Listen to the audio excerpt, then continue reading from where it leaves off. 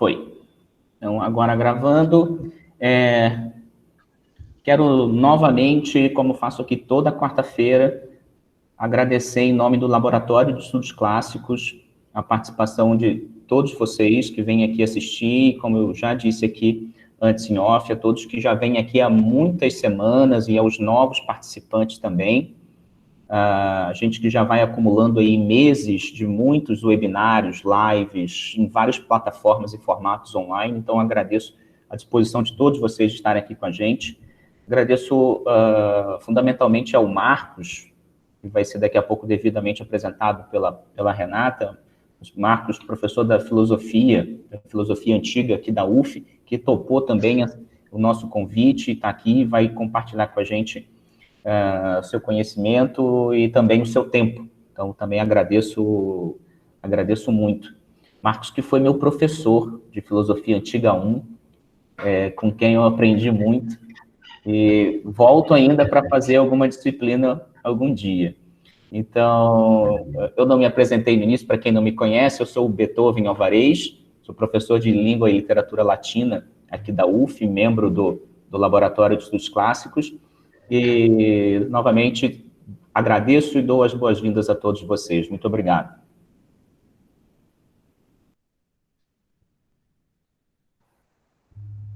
Bom, então, acho que eu vou fazer a apresentação breve do Marcos. Depois ele vai ter, digamos, uns 40, 50 minutos, Marcos, para falar. E depois a gente abre para perguntas, a gente pega as perguntas pelo chat, às vezes algumas pessoas gostam de falar também, aí a gente abre aqui o fórum para os interessados em fazer comentários. Nosso chat costuma ser bem ativo e espero que hoje também, né? Bom, Renata, um minutinho, só vou dar uma fala técnica aqui no início, aproveitar que tem bastante gente. Quando estiver aproximando do final de uma hora de apresentação, a gente no chat vai mandar um link para vocês preencherem e pedirem o certificado de participação para quem quiser, para quem precisa, tá? Então fiquem atentos no final da apresentação, no chat vai rolar esse link para o formulário. Obrigadão. É isso aí, é o protocolo aqui nosso. Bom, eu quero então apresentar com muita satisfação o Marcos Reis Pinheiro, que é professor de filosofia, como já foi dito, na Universidade Federal Fluminense, que é a nossa casa, né, acadêmica. Ele tem doutorado e mestrado pela PUC-Rio, depois de ter feito graduação na UFRJ, executou projetos de pesquisa de pós-doutorado na UFRJ e na PUC-Rio. Coordena 2 grupos de pesquisa certificados pelo CNPq, o Apophthegm, Estudos em Mística Comparada, e o Academia Celeste, entre outras atividades que eu não vou ficar listando todas sem fim aqui. O Marcos tem experiência na área de História da Filosofia, com ênfase em filosofia antiga, atuando principalmente nos temas Platão, mitologia, neoplatonismo, helenismo, filosofia como forma de vida, cosmologia antiga, filosofia da religião e mística. Tem um canal pessoal no YouTube que já tem 1000 assinantes, eu vou botar o link já aí para fazer mais propaganda e recomendo ver. Ele está apresentando ali 2 séries, além de programas aí eventuais, né, que ele faça. 2 séries, como eu disse, A Mística e Suas Histórias, que já tem 3 programas gravados, até onde eu sei, que foram os que eu vi. E outro que me é muito querido, o canal Filosofia como Forma de Vida, que já tem vários programas e que eu já assisti todos e recomendo fortemente. Quem me conhece, né, eu sou professora da área de latim e sou estudiosa de Sêneca, então essa parte do estoicismo que o Marcos também aborda muito bem, tá lá nesse canal. Bom, o Marcos foi autor ou organizador dos seguintes livros. Em 2018, ele publicou o Tetrabiblos, de Ptolomeu, tradução comentada dos capítulos filosóficos e estudo sobre o texto e seu contexto cosmológico, em parceria, né? Ele organizou Narrativas Místicas, antologia de textos místicos da história do cristianismo, que é de 2016. Outro livro é o Neoplatonismo, Mística e Linguagem, de 2013, e Mística e Filosofia, de 2010. Eu cheguei até esse ano, tá? Para mim, e isso não é menos importante, eu quero salientar que ele foi meu parceiro durante 2 anos no projeto de treinamento de leitura de textos do Sêneca com graduandos da UF, em 2017 e 2018, a maior parte deles era da própria filosofia, e, anedoticamente, mas é verdade, eu nem o conhecia, mandei um e-mail para ele, propus o projeto, ele aceitou, e eu queria acabar dizendo que o Marcos é uma pessoa generosa, sim. E com isso eu passo a palavra a ele. Obrigada, Marcos. Renata, muito obrigado pela sua generosidade aí. Quero especialmente agradecer a Renata por esse contato, mas o Beethoven, o pouco que eu conheço ele, infelizmente, mas já acho uma pessoa muito divertida, muito bom de ter alguém com esse astral na universidade. A Grace, que fez o contato também comigo de várias maneiras, vocês estão de parabéns, cara, com esses programas. Eu consegui assistir alguns, assim, alguns trechos, que na verdade de tarde, eu que fico com as crianças, hoje eles estão ali vendo filme, espero que eles fiquem vendo, botei um filme lá de 1h30, que eles gostam muito, vamos ver que eles ficam, porque essa hora minha companheira está trabalhando também, ela é psicanalista, então ela está lá trancada atendendo, mas normalmente de tarde eu não consigo assistir, mas o que eu consegui ver, vocês estão de muito parabéns, é um trabalho enorme que vocês estão fazendo, de divulgação da universidade sair dos muros, né, da universidade ter esse leque maior de poder. E estranhamente, agora que a universidade está fechada na pandemia, eu estou vendo muitos professores com essa atividade, com esse canal, utilizando mais a internet, e é impressionante como que tem repercussão, né? Eu realmente comecei esse canal aí, que vocês comentaram, como uma forma de extravasar, como uma forma de fazer alguma coisa, até de aprender também a usar a internet, e quando eu vi, tinha um monte de gente falando, foi uma coisa rápida, assim, foi muito bom para mim, tá sendo uma experiência muito boa, e eu agradeço muito a generosidade de vocês de eu poder ter esse tempo aqui, de compartilhar com vocês. A Renata me é uma pessoa muito cara também aqui na UF, é uma alegria ter alguém trabalhando com Sêneca, eu fiquei muito feliz quando ela me procurou, na verdade são muito poucas pessoas que trabalham com filosofia, ela sim entende Sêneca, eu na verdade aprendo muito com ela, e tenho chamado ela para algumas pessoas que me procuram para fazer ou monografia, ou mestrado, e sempre para ela me ajudar nas orientações, né? Eu não sou uma pessoa do latim, conheço pouquíssimo latim, eu conheço um pouco mais o grego, mas não sou uma pessoa da língua grega, sou uma pessoa da filosofia, né? Apesar da filosofia antiga precisar desse suporte aqui do grego, mas a ideia hoje, né, é fazer essa apresentação não exatamente do tema da filosofia como forma de vida, como a Renata falou, mais vinculado aos estudos da filosofia helenística, né, dos estoicos, né, dos epicuristas, né, dos céticos, especialmente dos neoplatônicos, mas trabalhar esse tema da mística, não é isso? Então, que é um tema, assim, eu acho essencial contemporaneamente falando, porque é um tema da maior relevância, acho, culturalmente, né, e de como que são, digamos, o tema da religiosidade em geral, né, o estudo da mística, mais propriamente dita, estaria dentro, digamos, da ciência da religião.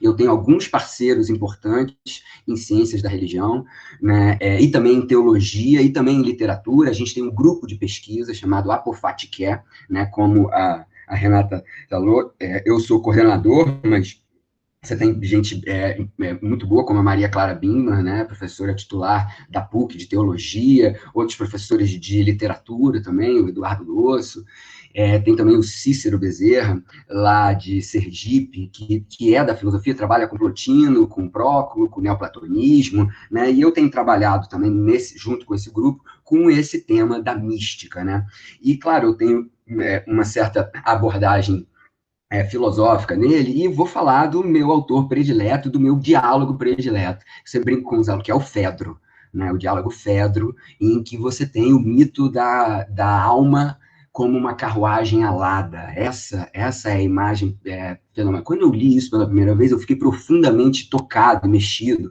com essa imagem de uma alma que seria, né, é uma analogia, podemos dizer, uma metáfora que Platão faz ali no meio do Fedro, né, que a alma humana é como se fosse um cocheiro, né, segurando uma biga, né, enfim, dirigindo uma biga com 2 cavalos, né, com 2 cavalos alados, né, a alma antes de encarnar. A gente vai falar sobre isso, e eu quero começar falando desse tema da mística e como que a gente pode pensar Platão, ou se Platão não queria pensar assim, ele foi lido assim, então a gente pode pensar porque a tradição o leu assim, né?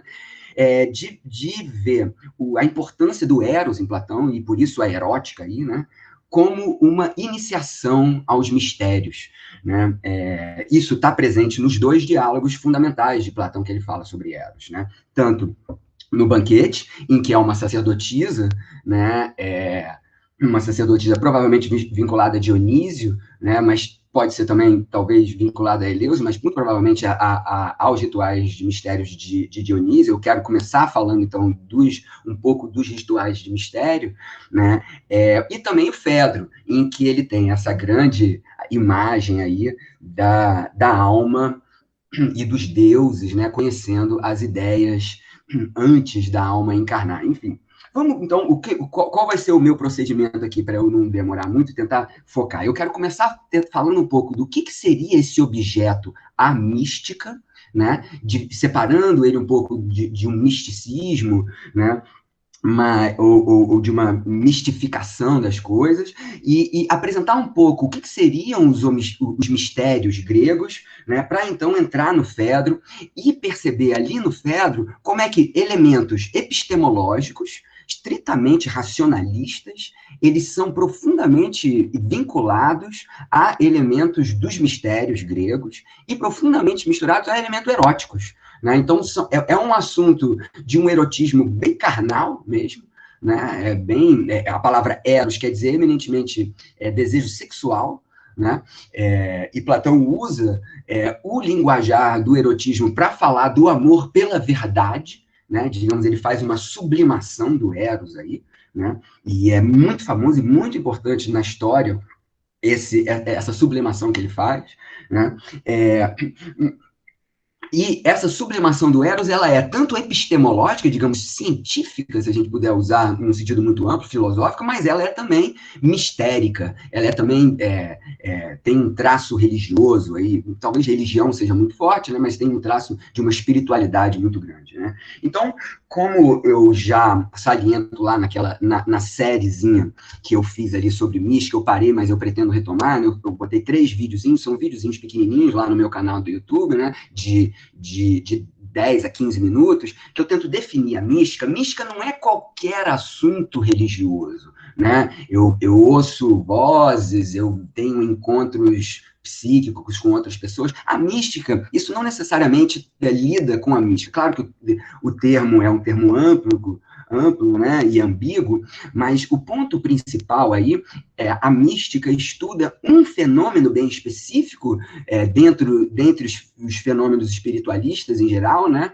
é o fenômeno da experiência, da presença da divindade, né? Então, a gente tem esses 3 conceitos, a experiência, presença e divindade. Esses 3 conceitos são muito problemáticos, né? O que seria uma experiência, o que seria uma presença e o que seria a divindade. Se a gente for pensar no candomblé, né, a divindade aí é múltipla, né, por exemplo, né, trata-se de um politeísmo, também no mundo grego também, se a gente for para as tradições abraâmicas, a gente tem um monoteísmo aí, que pode ser pensado e matizado com os santos, né, católicos, né, enfim, com outras figuras aí. Mas, enfim, o que se estuda, quando se estuda mística, se estuda especialmente esse fenômeno, né, que a gente pode chamar de epifania ou teofania, o momento em que o Deus aparece, né, o momento em que o Deus se manifesta, o momento em que há uma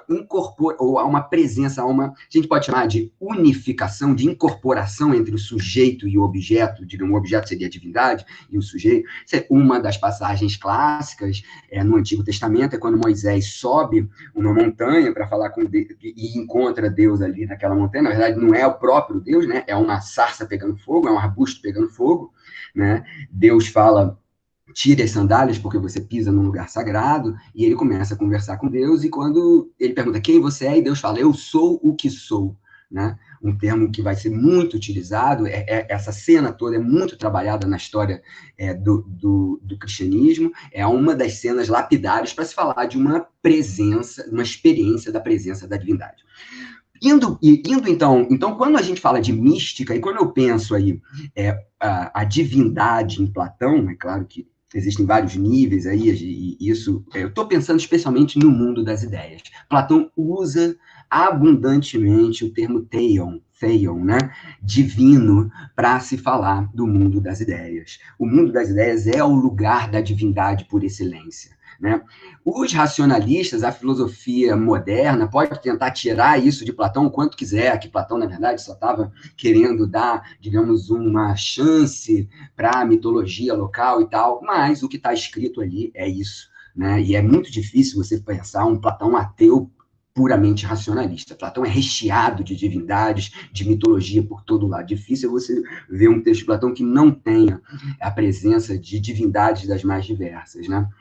Então, assim, e que divindades é essa? Platão é um grande crítico da mitologia tradicional, especialmente na República de Platão. Platão expulsa Homero de sua República, e quando ele faz isso, ele não faz muito feliz, ele faz com uma dó muito grande, que ele é apaixonado por Homero, ele queria que alguém refutasse ele.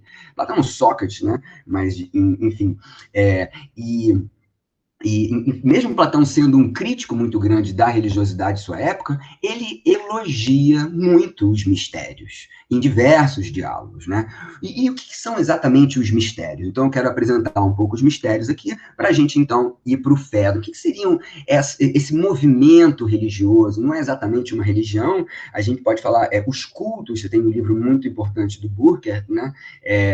Walter Burkert, né? São os cultos mistéricos, né? Os cultos de mistério, né? São os rituais de mistério, né? E o próprio termo mística, né? Misticar no plural, misticar, está vinculado aos rituais. Quando você fala a palavra mística no mundo grego antigo, você está pensando especialmente um ritual de iniciação, né? Então, ritual é um processo de iniciação, né? Então, o que acontecia nesses rituais? A gente tem basicamente 3 grupos de rituais de mistérios que se sobrepõem, que vão ter outros depois do mundo romano. Eu estou pensando, né, no mundo clássico, até um pouco antes do mundo clássico, né, que são os mistérios dionisíacos, os mistérios de Eleusis, que são os mistérios Tucur, né?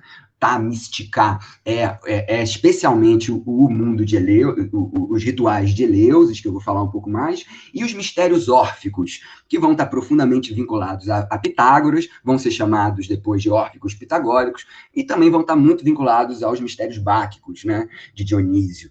Então, são esses 3 grupos, né, esses 3 mistérios gregos, órficos, Eleusis e Dionísio. Eleusis está o mito que está por detrás de Eleusis é o mito de Deméter e Perséfone, né? É um mito muito importante. A gente tem o hino, então, para quem quer uma bibliografia, a gente tem o hino a Deméter, um hino supostamente de Homero, um hino homérico a Deméter, onde a gente tem concentrado ali, digamos, a história, o enredo, o mythos, né? Um enredo que está por detrás dos acontecimentos de Eleusis, né? Mas eu quero falar concretamente, assim, do que acontecia concretamente os mistérios. Os mistérios, como a gente está falando, ele é composto de um procedimento, de um ritual. De um ritual pressupõe determinadas atividades que as pessoas que estão vinculadas aos rituais fazem, né? São rituais muito populares em Atenas, né?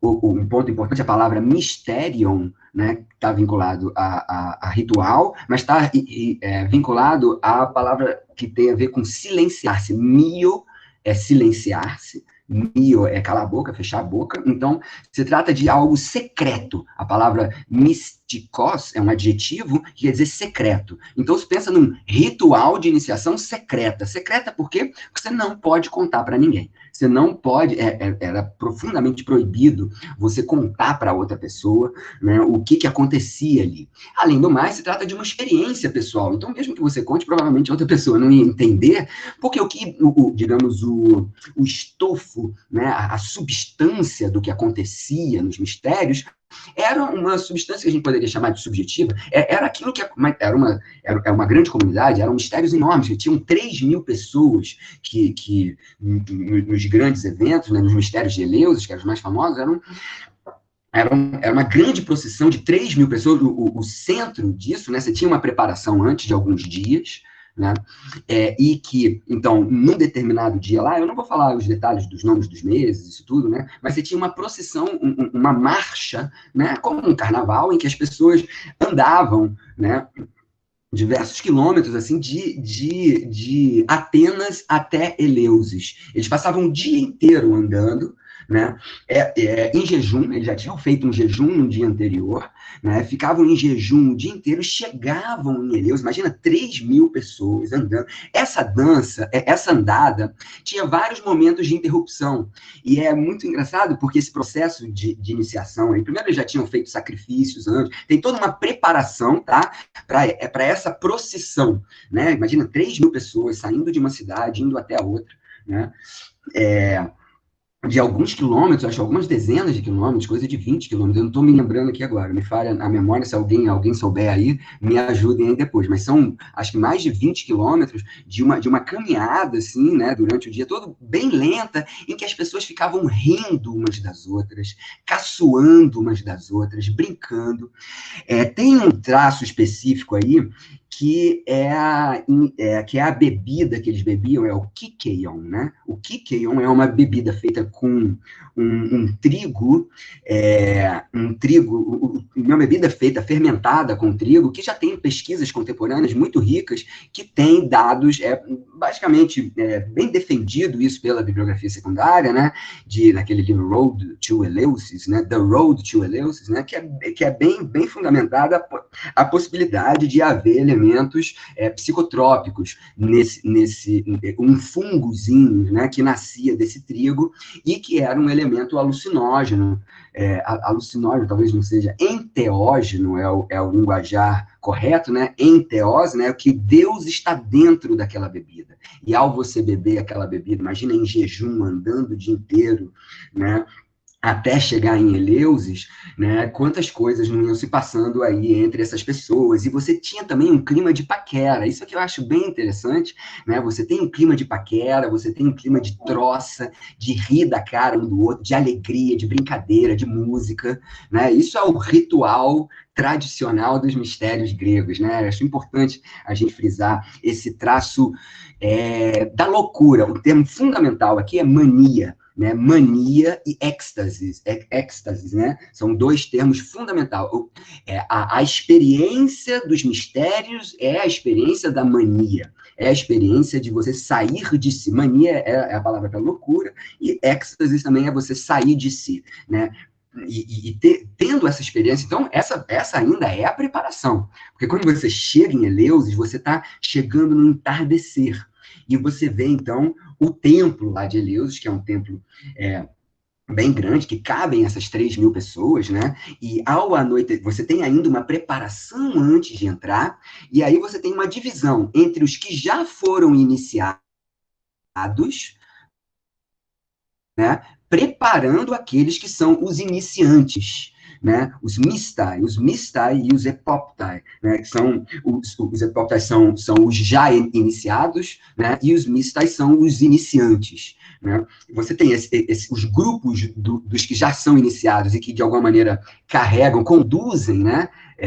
Você tem o pedagogo, é aquele que carrega a criança, né? Esse ago é conduzir, né? E pai daí é criança. Você tem o mistagogo, né? É o que conduz os mistai, né? Que são os iniciantes. O mistagogo é alguém que já foi iniciado e traz essa pessoa, então, e aí então se abre a porta do templo lá de Eleusis, eles entram, né, chamado telesterion. Outro termo importante aí também é teleios, né, teleuté, que quer dizer iniciação, mas tem a ver com aperfeiçoamento, né, a palavra telos quer dizer finalidade, perfeição, aperfeiçoamento. Então é interessante você pensar também que o processo de iniciação é um processo de purificação, esse é o termo fundamental, catarsis, né? Catarsis, que tem a ver com catarro, né? Com você expelir coisa suja de dentro de você. Catarsis, né? É essa purificação. né? Então, todo esse processo em que você experimenta a mania, experimenta o êxtase, o sair de si, é você se purificar de mazelas, de pesos da sua vida e de crimes até, dos mais variados cometidos, provavelmente até em outras vidas. Isso é um ponto importante, né? Esses mistérios, eles têm a ideia de reencarnação, que não está presente na religião tradicional grega. Os mistérios, eles são recentes em relação à Ilíada e à Odisseia, né? Que Platão também vai absorver isso e vai defender isso. Então, você entra dentro do Telesterion e lá dentro, então, acontecem as coisas secretas. Eu não deveria nem estar falando isso para vocês, porque são secretas, mas acho que já tem muito tempo, eu posso falar um pouco, porque algumas pessoas, isso demorou muito, isso foi só na época romana que algumas pessoas falaram sobre o que acontecia ali dentro. Ali dentro, então, espero que os deuses não me punam por isso, né? Eu estou brincando um pouco só, né? Mas realmente eu respeito muito esse tipo de coisa, mas acho que a gente está falando aqui abstratamente, né? São três elementos que acontecem ali dentro. São coisas feitas, os drômena, são coisas faladas, os legômena, e coisas mostradas, os deiknumena, né? Certas coisas são mostradas, você tem que fazer determinadas coisas lá dentro, né? E você ouve uma palavra lá dentro. O que você ouve é basicamente o mito de Deméter e Perséfone dentro lá de Eleusis. Eu não quero me demorar muito aqui, porque eu quero ir ainda para o Fedro, né? Mas eu quero dar... Então, imagina uma sensação. Aí eles tomam de novo o Kykeon quando entram dentro do Telestério. Imagina a situação. Você está já praticamente 24 horas sem comer nada, né, tendo tomado um Kykeon, tendo andado 20 quilômetros, chegando num lugar de noite em que, de repente, você entra num grande salão de 3.000 pessoas, né, e abre-se uma porta central e sai o hierofante, o grande sacerdote, com uma grande orelha de trigo. Isso é estranhíssimo, né? É uma orelha de trigo, né? E essa orelha de trigo aí, tá falando, todo o mito de Deméter e de Perséfone fala da morte e do renascimento típico das religiões e das deidades agrárias, né? São deidades cíclicas, são deidades que experimentam a morte e o renascimento, como o próprio Dionísio, como Deméter, em função à sua filha Córea, né? A Deméter, que vai para o Hades e volta, né? Córea é raptada por Hades e volta. Então, a gente está falando de deuses cíclicos, que experimentam uma dimensão, uma grande dimensão, grande parte das divindades gregas tem essa dimensão de experimentar uma morte e um renascimento. Né? E o que acontece na iniciação dos mistérios é uma morte e um renascimento em que você se torna uma pessoa melhor, se assim se espera, né? Ontologicamente melhor. A sua vida é purificada e se espera que você rompa o ciclo de reencarnações, né? Você não reencarne mais, né? Isso está vinculado aí mais ao orfismo, mas tem também elementos assim. Eu não quero entrar muito, senão eu vou me demorar muito nos mistérios. Mas o que a gente tem aí? Né? Então, é revelado uma sabedoria num estado de intensidade psíquica muito grande, né? Em que as pessoas estão realmente transtornadas e alguma coisa é mostrar tanto as coisas que são ditas ali, quanto as coisas que são feitas ali, quantas coisas que são vistas, né, mostradas, são para você incorporar, vivenciar de um modo muito radical na sua vida, para que aquilo se torne a sua própria, você se torne aquilo de modo muito radical, né? Então, realmente, trata-se de um momento em que você pode dizer, é antes e depois daquilo. Eu fui iniciado, eu sou agora uma nova pessoa. A gente pode transpor isso para várias outras religiões que têm atividades, que têm rituais de mistério. O próprio cristianismo tem o batismo, né? O candomblé, a macumba, você tem são religiões de rituais de mistério, né? Em que no cristianismo a gente chama dos sacramentos, né? São o sacro ofício, né? São atividades sagradas em que você age com e sobre o Deus, né? E ocorre a epifania, né? Talvez até no mundo bático, que eu não vou falar, mas o texto primário fundamental aí é a tragédia das Bacantes, né, em que você tem ali o coro das bacantes fala, nós somos Bacchoi, né, o Dionísio, de alguma maneira, vira as pessoas, há uma, não sei exatamente se entusiasmos é o termo técnico, e enteos é o termo técnico importante, o Deus está dentro das pessoas, né. Bom, esse é o mundo dos mistérios da iniciação, em que a gente fala aí de um processo de ascese, né? Porque você não está comendo, você tem um jejum de vários âmbitos, você perde os sentidos, né, dos 5 sentidos, e experimenta aí uma morte da alma e um renascimento através de uma gnose, de uma sabedoria que é revelada para você ali, né? Como é que isso entra no Platão? Agora eu quero falar, então, do diálogo Fedro de Platão. Tentar o diálogo, Platão, então, é um grande devedor aos mistérios gregos, né? Ele fala com muito elogio, ele fala com muito respeito dos mistérios gregos. Por outro lado, Platão, né, ele é conhecido como o pai da metafísica, digamos. É culpa do Platão todo o mal racionalista que nós temos contemporaneamente. Se somos pós-modernos, se queremos ler Deleuze, Foucault, né, Sartre, né, nós temos que ir contra Platão, Nietzsche especialmente, né, ir contra Platão. Mas quando você vai ler Platão fala que o conhecimento dele é você... E ouvir Sócrates no banquete, o que Alcibiades fala, que quando ele ouve Sócrates é como se ele estivesse experimentando, né, as tremedeiras que dá, né, quando você experimenta a iniciação dos rituais dos mistérios, né? É claro que Nietzsche, Sartre, Foucault, Deleuze, são pensadores geniais que eu estudo e quero muito me aprofundar, mas é óbvio, né? Eu sempre brinco assim, se Nietzsche fala mal de alguém, essa pessoa é muito boa, né? Então você tem que ler muito Platão, porque Nietzsche ficou muito tempo falando mal de Platão, né? É muito tempo mesmo, né? Gastou grande parte da vida dele. Digamos, o Nietzsche queria ser um Sócrates, né? Assim, né? E Sócrates é o mais dionisíaco dessas figuras, né? O próprio Platão apresenta um Sócrates muito dionisíaco no banquete, né? Mas vamos falar do Fedro. O que acontece ali no Fedro? O Fedro é um diálogo que começa com 2 discursos falando mal do Eros, né? Falando assim, gente, não se deve ficar perto de pessoas que sentem Eros por você. Isso eu acho genial, né? Platão fala isso assim, as pessoas que sentem amor erótico por você são pessoas loucas, são pessoas que estão fora de si, e eles querem, né, te usar, eles querem te usufruir, né? Enfim, você tem vários argumentos, eu estou falando aqui de modo geral, mas é um diálogo que começa falando mal do Eros. Falando, olha, Eros é uma loucura, é alguma coisa que é uma doença, uma patos, né? Pensando patos como paixão, como uma doença da alma. É melhor você ficar próximo das pessoas que não sentem Eros por você. São amigos, digamos, uma amizade colorida. É melhor você ter relacionamento com pessoas que não são apaixonadas por você. Né? A ideia é essa, né? Num primeiro momento. Mas Sócrates se arrepende profundamente, o próprio Sócrates faz um discurso assim, porque, na verdade, o Sócrates está meio paquerando o Fedro ali no negócio, né? É o Fedro, que é um belíssimo rapaz, o Sócrates adora os belos rapazes, né? E a gente vai entender por quê. Ele é filósofo porque ele adora os belos rapazes e vice-versa, né? Ser filósofo é também adorar os belos rapazes, né?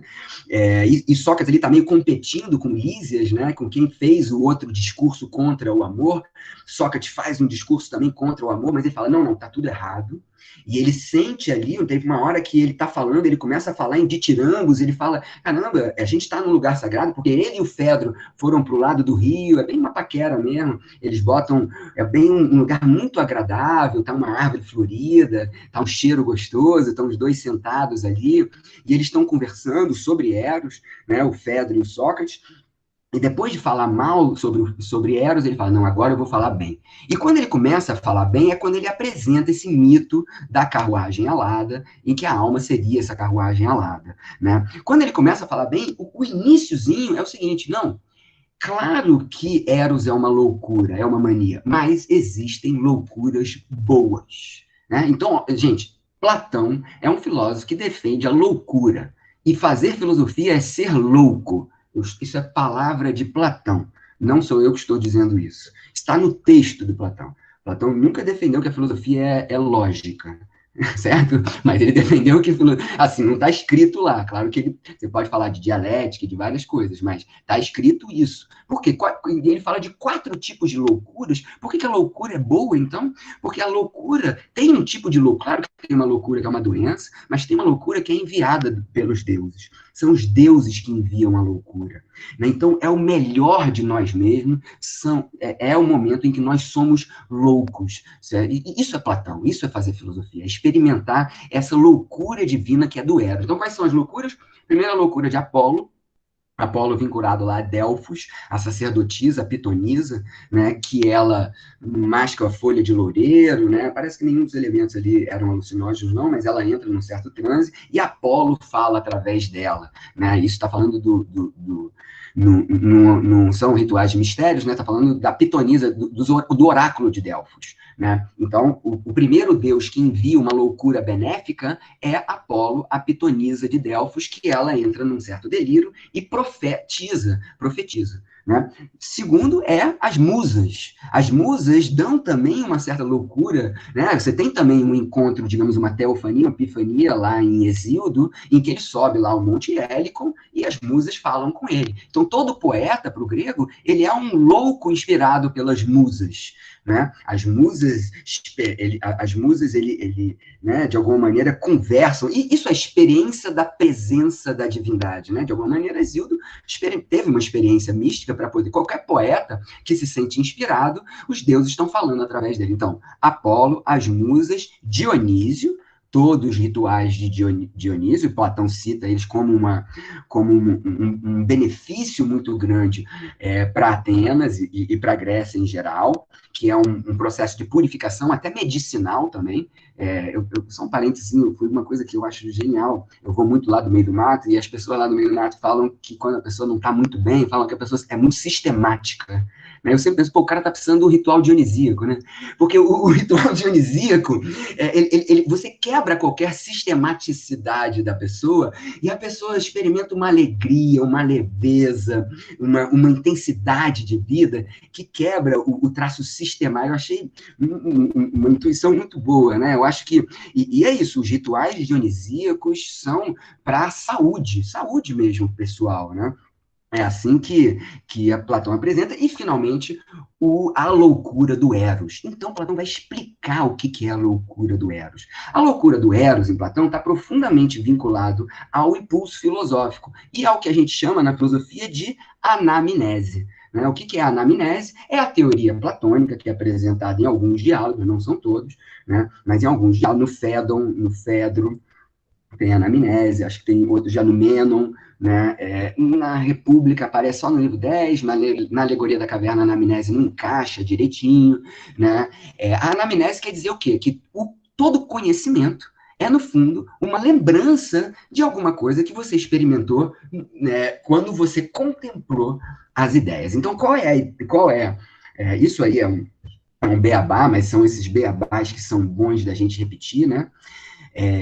Platão defendia, em alguns diálogos, também isso é controverso, tem Platão aporético e tal, mas em alguns diálogos Platão defendia que o mundo era constituído de 2 mundos, na verdade. O mundo das essências, em que existiam as formas perfeitas, que são chamadas de ideias, né? Mas é uma palavra horrível, porque ideia não é uma coisa que você tem na sua cabeça, tá? A ideia não tem nada a ver com uma ideia que eu tenho na cabeça. As ideias são objetos. Por isso que eu gosto de falar de essências ou formas. As ideias são objetos que existem no mundo, que realmente existe. É o mundo que existe de verdade, né? Porque o nosso mundo não existe muito. A gente existe meio mais ou menos. A gente é meio que uma sombra, né? Aquela coisa da caverna. A gente é meio que um sonho, né? Essa cadeira que eu estou sentado aqui não é uma cadeira de verdade. É mais ou menos uma cadeira, porque ela pode virar outra coisa. Ela não é mais...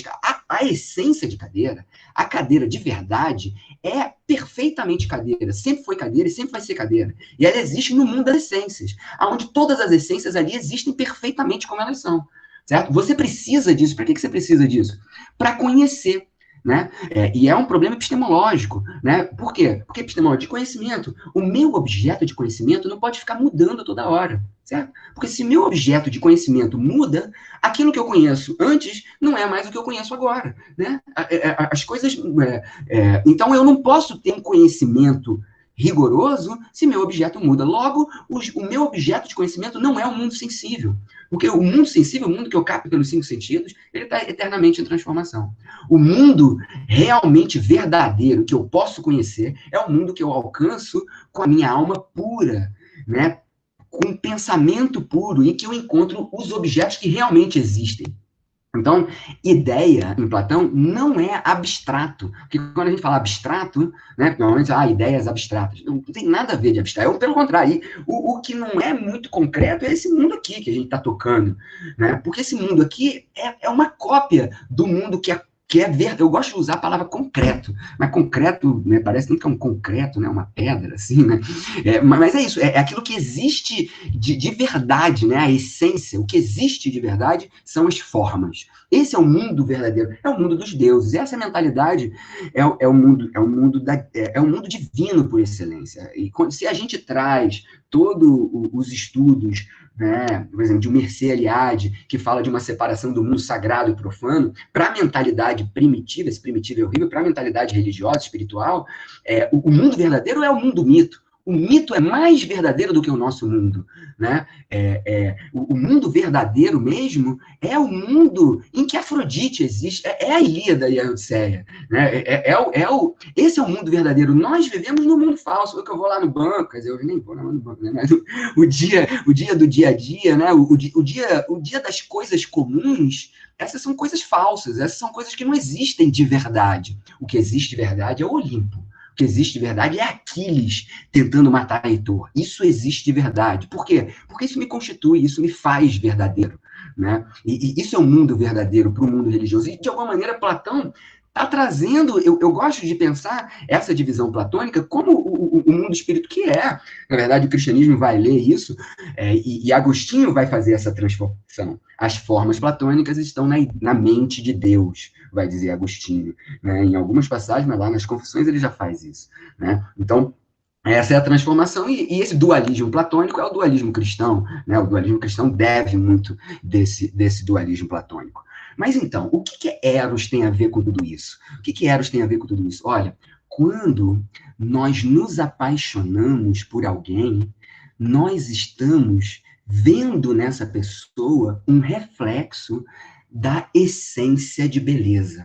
Essa essência de beleza é perfeitamente bela, é toda a beleza que há para ser. E é isso que a gente ama de verdade. Então, quando a gente está apaixonado por uma pessoa aqui, no fundo, você está se lembrando de uma paixão muito mais intensa, muito maior que você tinha antes de nascer. Né?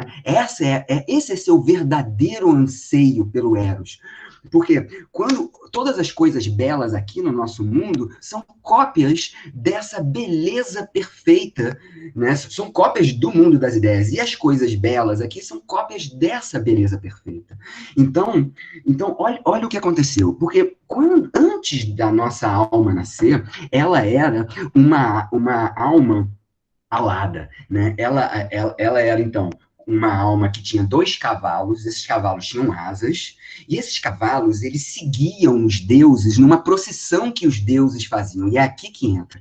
Platão, então, de tempos em tempos, todos os deuses, menos Héstia, que é a deusa da lareira, que fica dentro de casa, né? Todos os deuses vão e atravessam, assim, o céu, e vão para além do céu, né? Isso é um conceito técnico em Platão muito importante, topos, Hiper, o lugar, né? Hiper Uranos, o lugar além do céu. Você tem até uma imagem, que eu fiquei procurando essa imagem, toda hora eu perco essa imagem, mas é uma imagem que tem um astrônomo, assim, olhando para o céu, e ele bota a cabeça para fora do céu, né? A concepção de mundo na antiguidade pensava, uma das concepções pensava uma esfera das estrelas fixas, né? E nesse momento, então, os deuses iam viajando até essa abóboda celeste, e eles colocavam a cabeça para fora do céu. Os deuses tinham 2 cavalos alados bons. Né? Então era fácil para os deuses viajarem até o alto do céu e sair para fora das estrelas.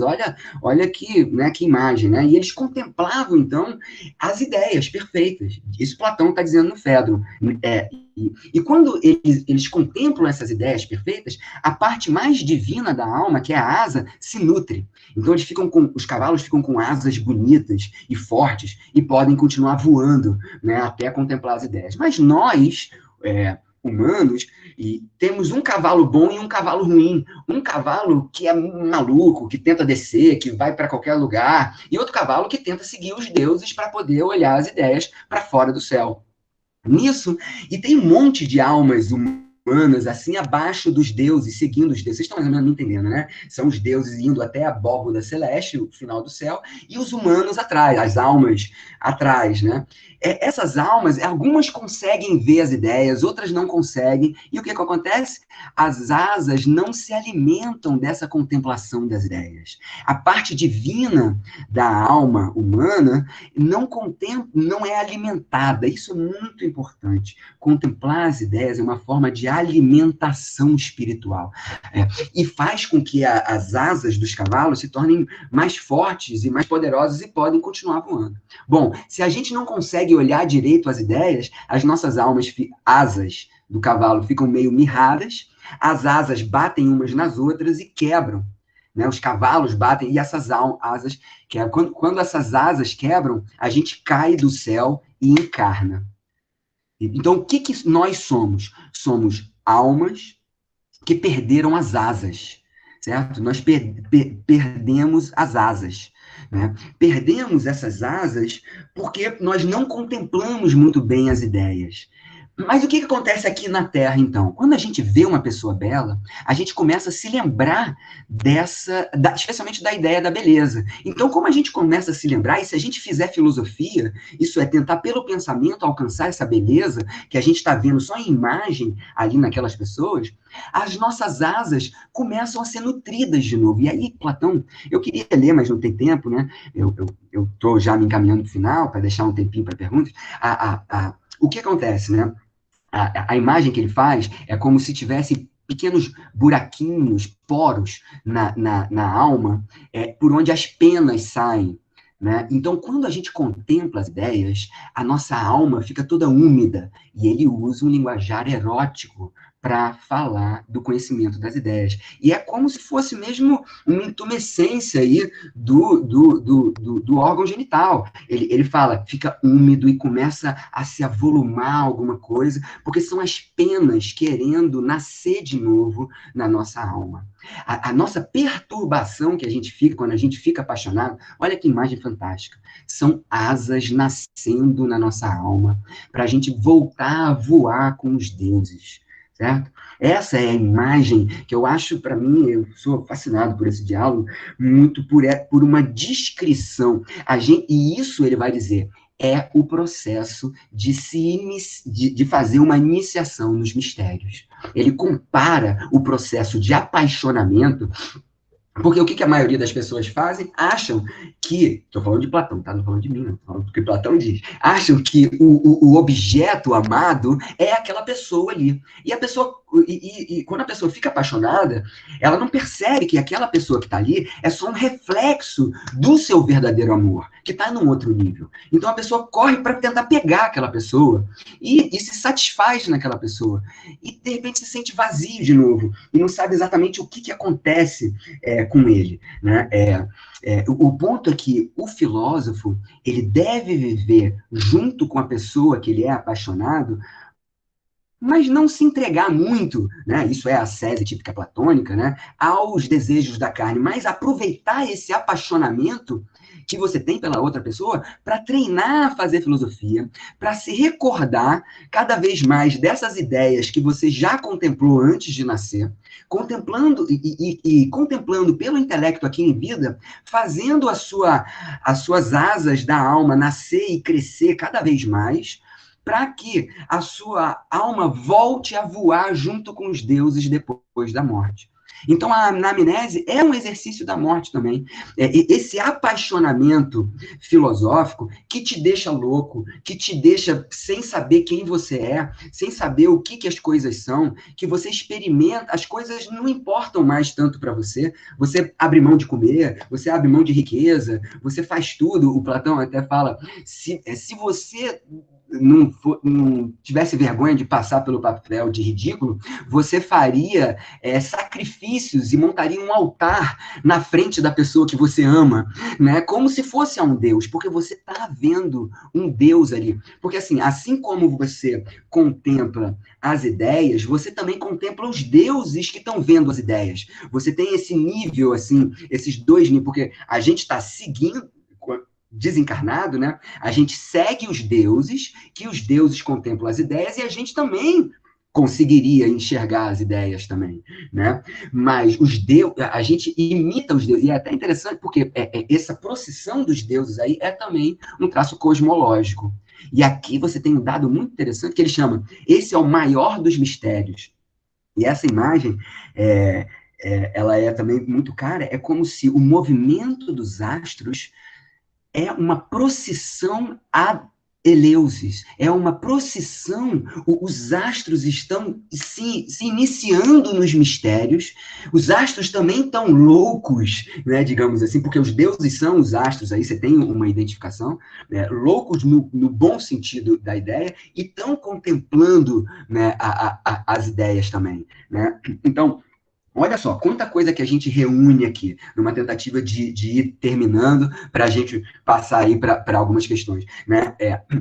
Você tem um elemento epistemológico, porque Platão está falando do conhecimento científico por excelência, né? Que é conhecer as ideias, que são as essências, a verdade conhecida racionalmente. Mas esse conhecimento racional é uma loucura erótica, né? Em que você não consegue se relacionar tão mais bem no seu dia a dia, e se volta completamente para o mundo espiritual, se eu posso usar essa palavra. E, por outro lado, é uma forma de entender o erotismo humano, né? A melhor forma de você viver esse erotismo é buscar entender a origem desse apaixonamento mútuo entre as pessoas e fazer filosofia entre as pessoas, né? Entre as pessoas apaixonadas, né? Enfim, eu acho, eu espero que essa apresentação tenha estimulado vocês a conhecer tanto os mistérios gregos quanto a Platão mais, né? Porque Platão não é só um racionalista que é contra o corpo, né? Apesar de ser também, né? E ser legítima essa leitura, mas Platão é muito mais do que isso, né? Platão é alguém que está incentivando a gente a se apaixonar loucamente um pelos outros e fazer filosofia nesse apaixonamento, como uma iniciação aos mistérios que passa por uma purificação, uma salvação da nossa alma, né? Tá bom? Acho que era isso, Renata. Acho que era isso, e eu acho que a gente pode aproveitar. Eu já falei quase uma hora aqui, uns 50 minutos. Eu acho que eu gosto de ficar por aqui, vamos ficar por aqui, e aí vamos fazer algum tempo para as perguntas, né? Alguma coisa assim, tá bom? Tá ótimo. Você foi super britânico, né? 45 minutos de fala, nem os 40, nem os 50, ali na marca. Maravilha, uma aula completa. Eu não vi, eu vi vários comentários no chat, mas ainda nenhuma pergunta. Eu espero que as pessoas também talvez queiram falar, elas próprias, né? Eu queria primeiro fazer uma pergunta aqui de realmente alguém que não sabe muito de filosofia, para além do meu limitado campo ali do estoicismo e particularmente imperial, né, do Sêneca.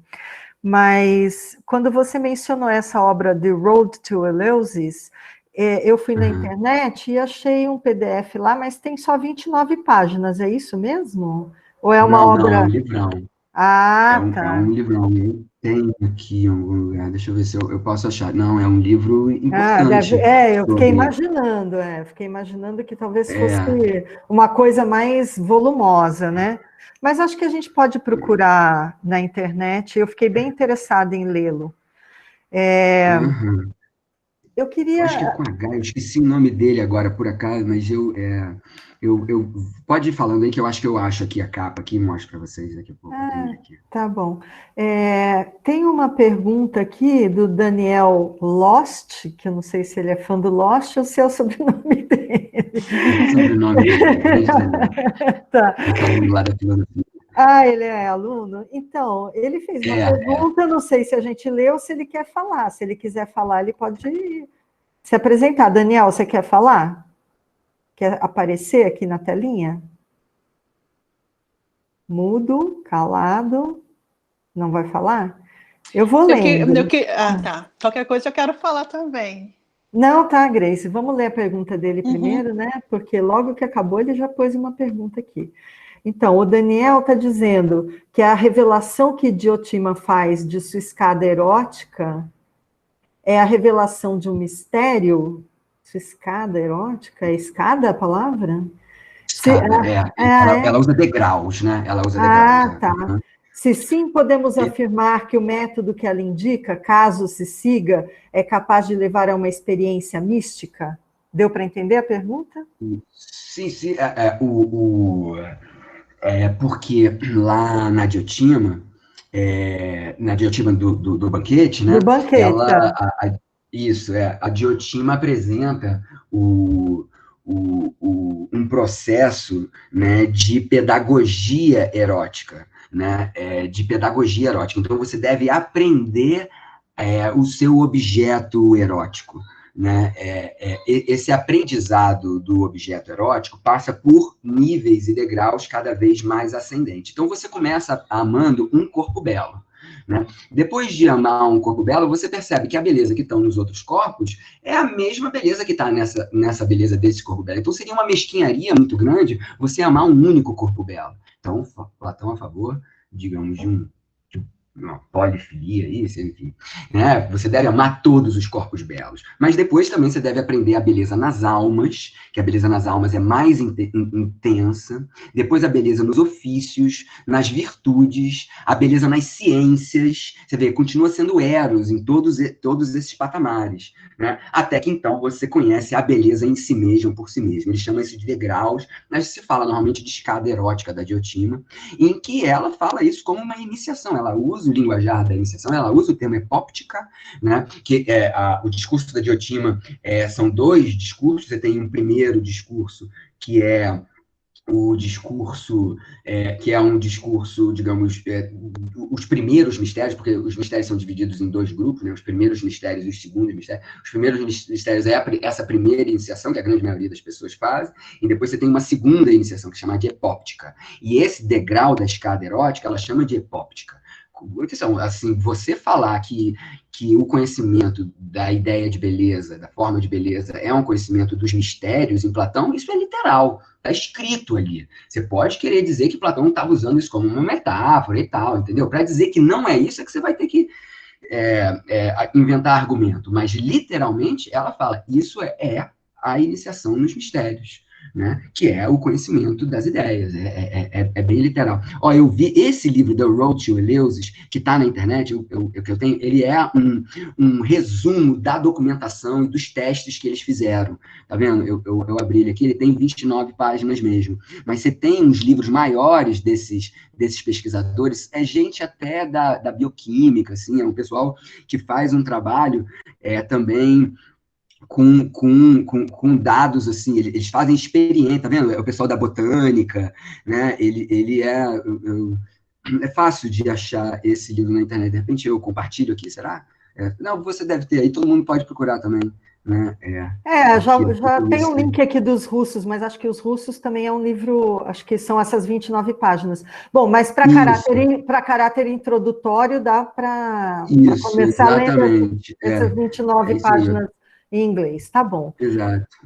O Marcos vai apresentar alguma coisa aqui? Não? Não, eu só botei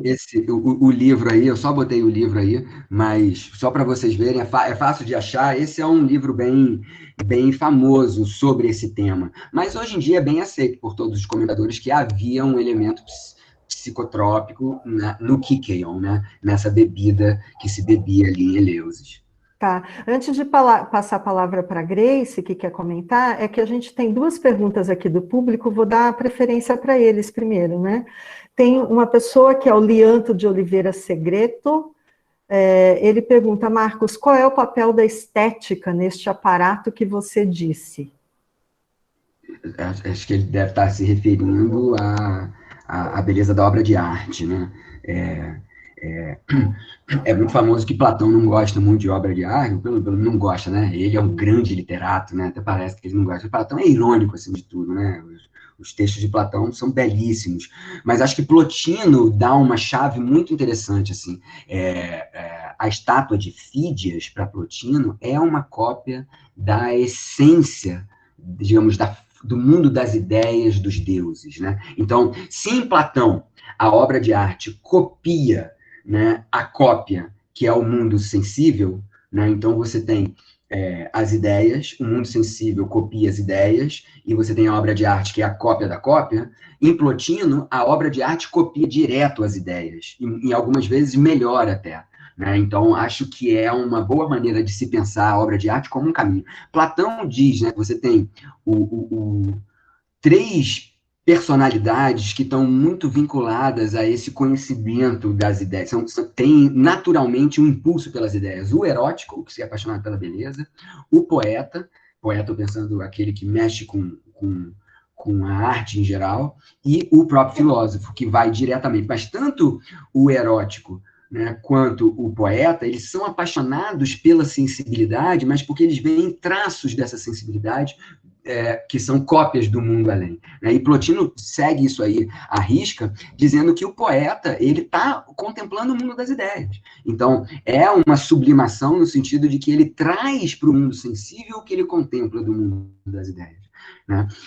Eu acho que é uma forma da gente desenvolver esse método de apaixonamento pela beleza do mundo, a poesia, a música, né? Tanto é que você tem música nos rituais dionisíacos de um modo muito importante. A música é um vetor enteogênico, né? Que faz o Deus nascer dentro de você, muito importante, especialmente tambores, né? Em Dionísio, né? Como é também no Candomblé, né? Beleza? Você tá mutada. Renata, você está censurada. Já voltei. É que eu muto porque por causa de barulho de rua, essas coisas, né? Esqueço toda vez. Uhum. Então, ó, a gente tem mais perguntas aqui. Kleber e Sofia, pai e filha, não sei quem é que está perguntando propriamente. Se quiser pegar o microfone ou a câmera, pode pôr, mas é uma pergunta breve. Marcos, tá aí? Posso falar? Pode. Boa tarde a todos. Marcos, obrigado pela tua excelente fala. E o que mais me chamou a atenção na tua fala foi essa exaltação que tu apresentaste em relação a elementos que eu chamaria agora até de prazer, né? Que me lembrou muito o elemento dionisíaco, né? E a gente sabe que principalmente uma leitura superficial de Platão indica a uma total racionalidade e total renúncia a quaisquer prazeres do corpo. Né? Então, eu gostaria que tu falasse um pouco sobre essa questão do dionisíaco e do apolíneo dentro do Platão, assim, né? Não sei se foi muito geral o que eu falei, mas, por exemplo, quando ele diz que a filosofia é aprender a preparar-se para a morte, né? Mas, ao mesmo tempo, tu comentou que ele exalta, né? Essa umedecência da alma, né? Esse avomulamento, ou esse florescer das penas. Aparentemente isso não é contraditório, ao menos aparentemente, né? Onde é que fica essa questão do prazer aí? Não, com certeza. O diálogo Fédon, e por generosidade, eu não deveria estar falando isso, que eu estou querendo puxar a sardinha para o Platão, né? Mas eu falo por honestidade intelectual. Você tem a seguinte expressão: soma estin kakos. Acho que está no neutro lá, enfim, no cacon, né? Soma. Enfim, como que está lá, mas você tem essa identidade.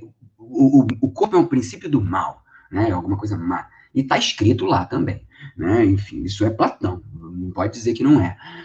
Por outro lado, Platão é esse dionisíaco. Agora, a gente tem que pensar também, gente, que esse prazer corpóreo dionisíaco, ele é da ordem do avassalador, do terrível também. Não é tranquilo, gostosinho, tu participar de uma orgia dionisíaca. É de uma ordem de um desmembramento, entendeu? É da ordem da morte, né? A experiência, a orgia, que é uma festa, os elementos orgiásticos, como a gente chama, são bem delicados, né? são bem específicos ali, mas, enfim, a experiência ali, a experiência de vários corpos, né, se misturando, não é uma experiência de um prazer burguês, né, bem protegido, né, tomando seu whisky, né? É um prazer do desmembramento, tá todo sujo de lama e se misturado nos corpos, certo? Então, você falar que a vida dionisíaca é uma vida de prazer, acho que é muito superficial isso. Claro que o prazer é fundamental, mas esse prazer, ele é terrível também, né? E, claro, Platão é um filósofo da ascese, de uma certa negação do mundo corporal. Mas como a gente está na aula de Platão, não está na aula de Nietzsche, eu posso tentar defender isso aí. Eu acho que Platão está falando, olha, essa busca desenfreada por prazeres corporais, que eu acho que são correlatos a um certo consumismo capitalista contemporâneo, né? Né, o famoso, que só esvazia a gente, né? É necessário se afastar. Eu acho que a gente pode... E tem muita gente que trabalha isso. O ascetismo, até dos padres do deserto, chamam de queer theology, e queer sexuality. O fato de você estar muito envolvido eroticamente e não satisfazer isso imediatamente, isso é uma técnica erótica. Isso é uma técnica erótica. Certo? E isso é uma técnica para o erotismo ficar cada vez mais intenso. Então, quando você vê um monge do deserto, né, comendo o pão que o diabo amassou, literalmente, ele está fazendo técnicas eróticas para sentir um erotismo por Deus. Ele quer transar com Deus, ele não quer transar com ninguém, com qualquer um. Você está entendendo? Então, não se trata de um negar o corpo, simplesmente ser alguém, como a gente fala muito bem, né, na genealogia da moral, a sabedoria séria, um recalcado. No fundo, o cara estava doido para comer todo mundo, mas não consegue, então fala que também não quer. As uvas estão verdes, né? Isso é interessante, isso é muito importante, acho uma crítica muito importante, né? Até para se repensar essa posição dos padres, essa hipocrisia dos padres católicos do celibato, entendeu? Por outro lado, acho que dá para pensar também, com todo respeito pelo catolicismo que eu tenho, que admiro, tem muitos colegas que falam a mesma coisa dentro do próprio catolicismo, né? Que eu tenho, verdadeiramente, acho uma hipocrisia o celibato dos padres, que gera muito problema social, né? Por outro lado, você saber ser comedido e saber se segurar na hora do desejo, acho de uma sabedoria erótica muito grande. E, com certeza, todo mundo... O Freud dizia isso. Toda a ciência nasce de algum tipo de restrição do impulso sexual, gente. Se a gente não tiver um mínimo de restrições, é a morte.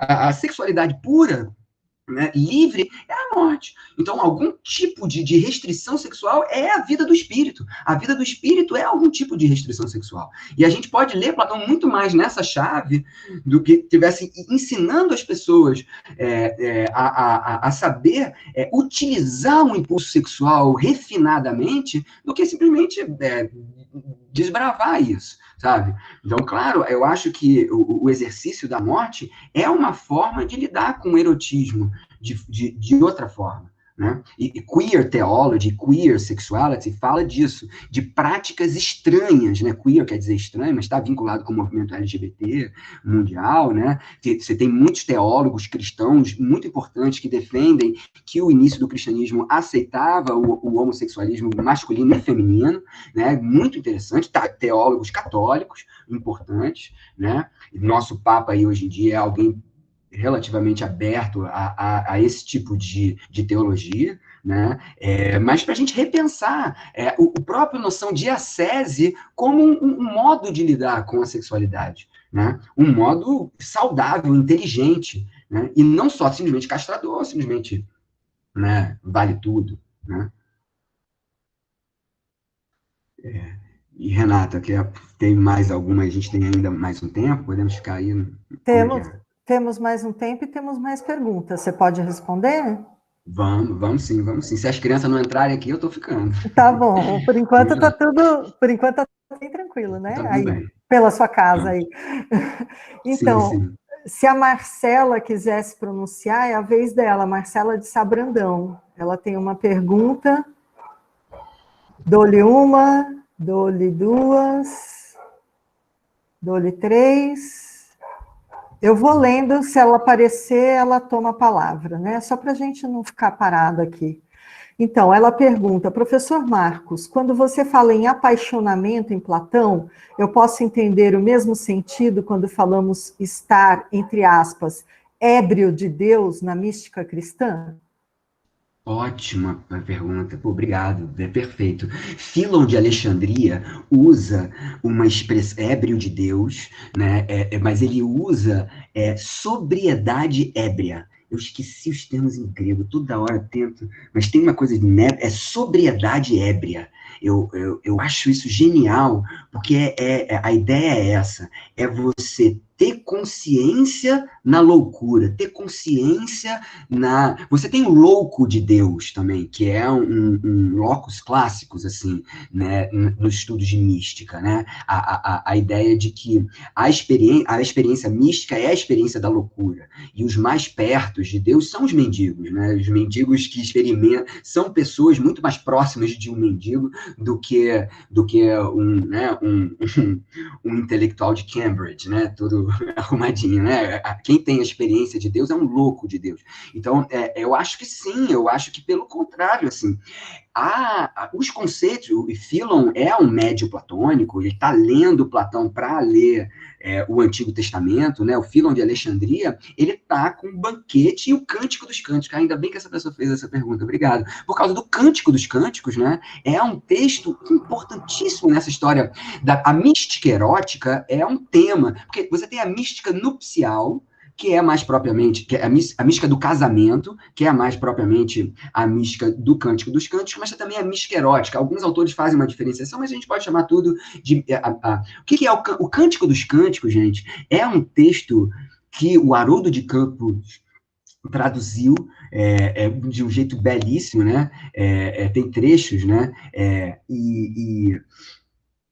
Desculpa, não, o Haroldo de Campos traduziu Eclesiastes, né? O Haroldo de Campos, ele tem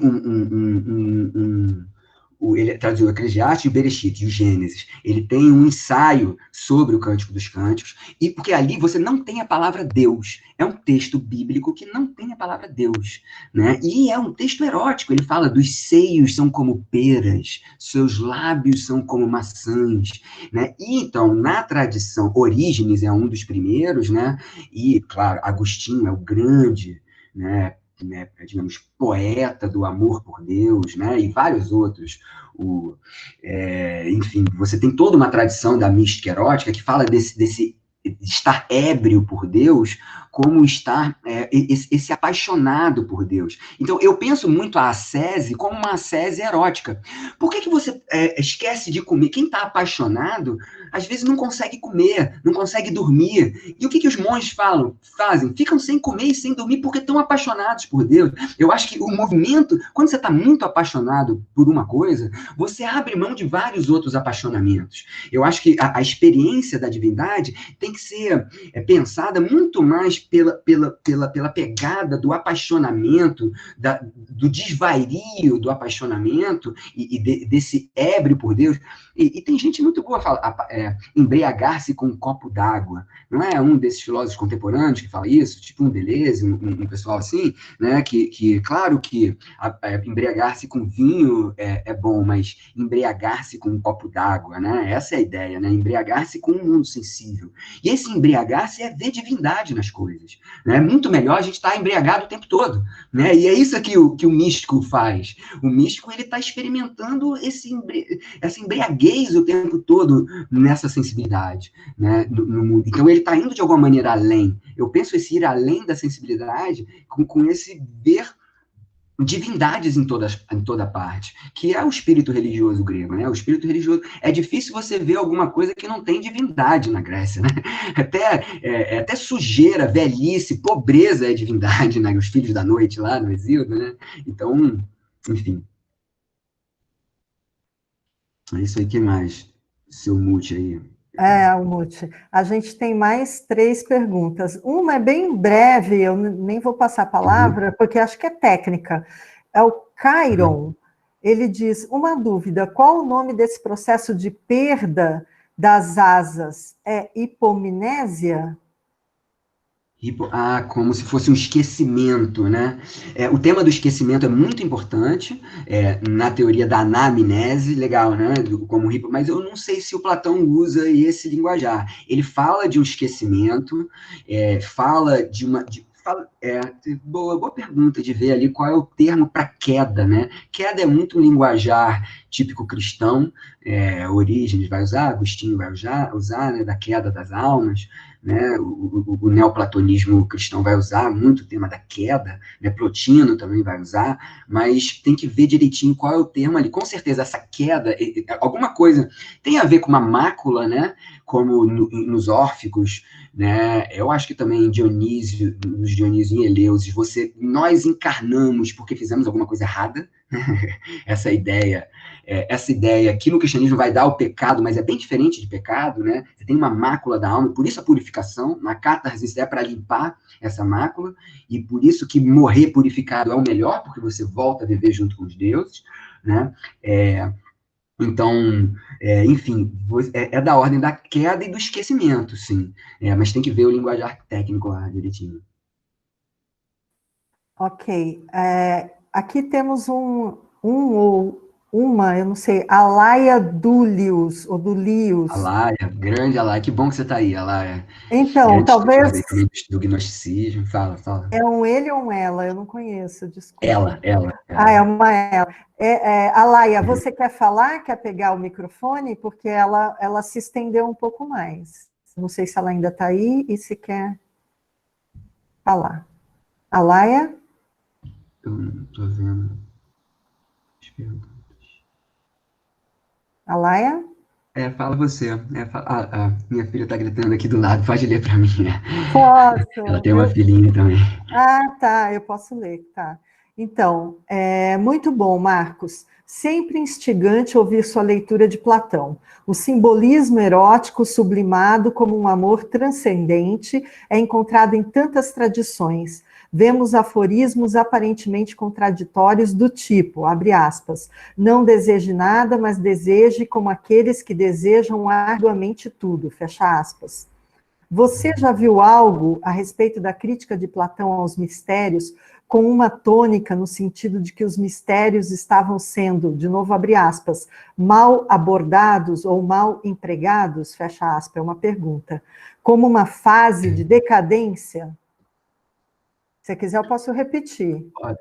Não, tranquilo, não, essa ideia de que, olha, o movimento dionisíaco, ele é absorvido pelos festivais das tragédias, e você tem muita crítica, né? Você tem aquele grito ali, né? Contra o excesso de organização, digamos assim, das grandes dionisíacas, né? Nada a ver com Dionísio, né? Criticando essa cooptação do mundo da polis de movimentos agrários, né? Que a festa dionisíaca é uma festa agrária, tem muito a ver com uma festa vinculada à colheita e tal. Mas eu não... Na época dele, eu acho que não, assim. A princípio, claro, sempre dá para fazer um estudo. A princípio, o que eu falaria é que Platão só elogia o ritual de Eleusis, especialmente, mas também os rituais dionisíacos, e os órficos também, com certeza, né? Ele cita os três, assim, fazendo até overlaps entre eles, também pela influência de Pitágoras, mas eu não me lembro, pode ter, tá? Mas eu não me lembro de Platão criticando que hoje em dia estaria uma forma decadente, né? Você tem alguns trabalhos bons, viu, Alaia? Posso te passar. Isso é uma pesquisa que eu tenho maior vontade de fazer mais profundamente, e até isso aqui é meio uma vontade de tentar aprofundar isso, a importância, isso já tem muito trabalho, né? A importância dos mistérios em Platão, mas especialmente nessa pegada erótica, nesses dois diálogos que os mistérios dionisíacos de Eleusis são muito claros, no Banquete e no Fedro. Isso dá um trabalhinho muito bom, assim, tenho vontade de fazer mais. Bom, você deve estar vendo aí que ela comentou, obrigada, ajuda a esclarecer, né? Lá para cima, ainda ficou uma pergunta que eu quero ver se o Wallace do Santos Aguiar quer fazer ou se eu também leio. Ninguém é obrigado a aparecer, só se quiser, né? O Wallace quer falar? Sim, tá aí, estou aqui. Que bom te ver. Oi, professor, tudo bem? Um abração. Tudo bem? Muito bom escutar o senhor ao vivo outra vez. Minha pergunta é mais sobre a ascética e menos sobre a mística, na verdade, mais sobre a relação entre uma e outra.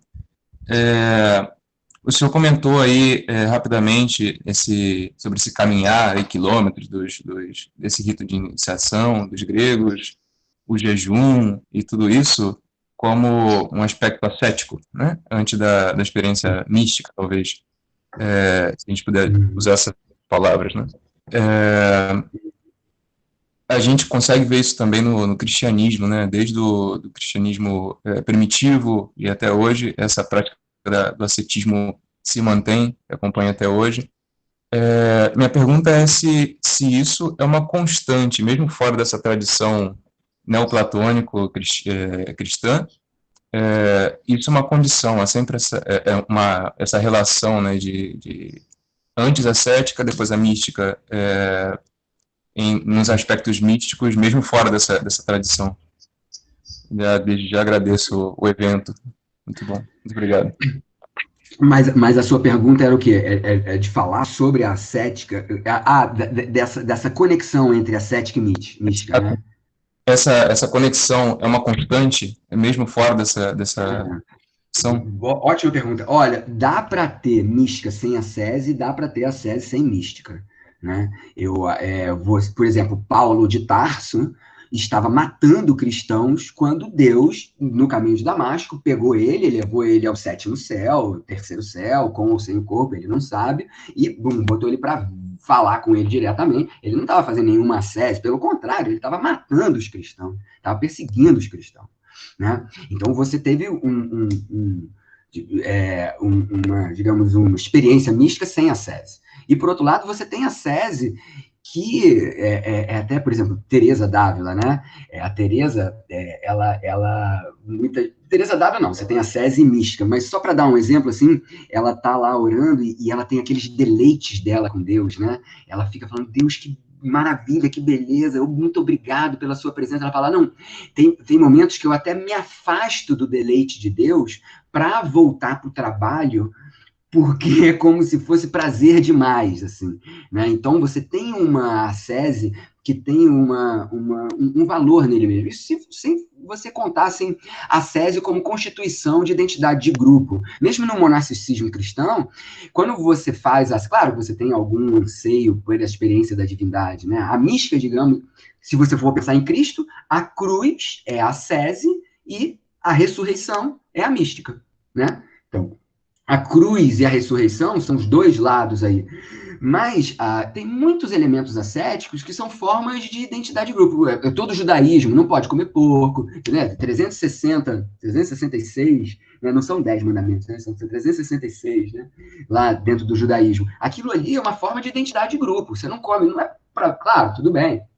Tem aí o apocalipse judaico, o dia que Jesus vai voltar e tal, mas, assim, como que funciona dentro do judaísmo é uma forma de identidade de grupo. Você não come carne porque você quer participar daquele grupo. Então, não tem necessariamente uma mística. E você pode ampliar a ascese para, sei lá, o empresário que quer ganhar dinheiro, o cara tem que ralar, ele tem que, né, entendeu? A ascese, ela pode... E tem pessoal muito bom pensando, desde a década de 90, 80, 90, a ascese para vários âmbitos, assim.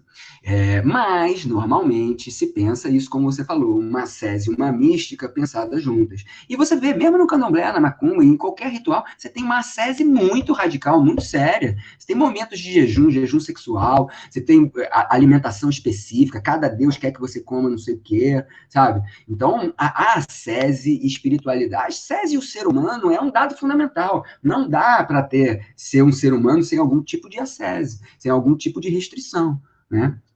Mas obrigado, Wallace. Acho que era isso aí, né? Muito obrigado, professor. Aí, valeu, Wallace. Obrigada, Wallace. Olha, temos ainda uma pergunta que chegou agora, da Tatiane. Ela também pode falar se quiser, mas acho que é uma pergunta bem prática, assim. Ela questiona, a queda que você mencionou, pode ser chamada de catábase? Catábase e anábase, né, são dois conceitos super importantes no estudo das religiões, né, essa catábase é o que Perséfone experimenta, né? E se você pensar o mundo dos deuses como superior ao nosso, encarnar é um tipo de catábase, né?